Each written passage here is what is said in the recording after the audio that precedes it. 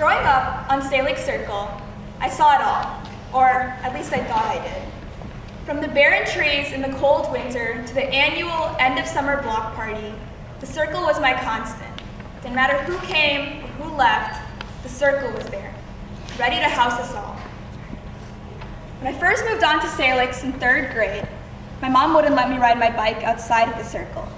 I traveled for hours in a loop, around and around, hoping one of my neighbors would be outside so we could play. If they were, we'd climb the trees and jump on my trampoline, only going inside for ice cream or Band-Aids as the sun started to set. It wasn't sudden, but after enough years of pleading, my mom finally let me leave the circle to venture out on my own. I was in middle school now, eager to bike with friends from other neighborhoods and get ice cream from Dairy Queen instead of our basement freezers. As a consequence, or maybe just in parallel, my neighbors and I saw each other less and less. We still said hi to each other in the hallways, but we didn't meet up to play tag like we used to. They still lived down the street, but they seemed worlds away. Although I didn't realize it at the time, Salic Circle was a support system and a comfort zone, and here I was so ready to leave without a second glance. Years passed, and in these years, my circle saw it all. From my front room window, I watched as my younger neighbors took their first steps and my high school neighbors sold their play sets. In the fall, I watched them get picked up by their friends for football games on Friday nights and saw the faces of those friends change as the seasons did. In May, I watched them get dressed up for prom and dropped off by their dates, waiting for the day when it would be my turn.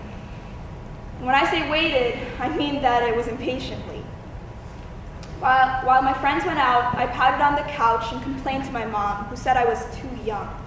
But then I spent those nights making my perfect high school Pinterest board, so I'd be ready when the time came.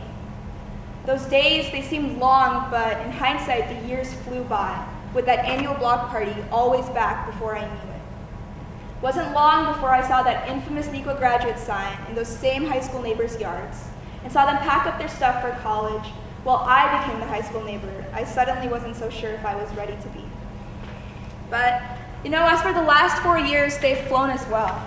My family and I are looking into selling our well-loved trampoline, and I've already given away my American Girl doll to my little cousin.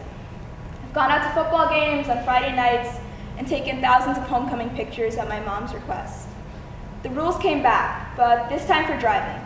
Only around the circle at first, until eventually my friends and I were out again getting ice cream, but this time with our cars and money from our jobs instead of our bikes and our allowances. When I was younger, I couldn't wait until I could leave my circle, whether it was by bike or car, but now with less than 3 months left of high school, I find myself holding on to the suburbs. A graduate sign is going up. My parents and I are going to stuff my car as we make our way down to my new home.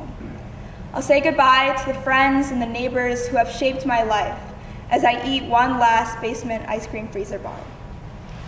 And as I leave, I'll look for a little girl looking out her window, a reminder that although every life eventually becomes a line, the definition of a circle is that it never ends.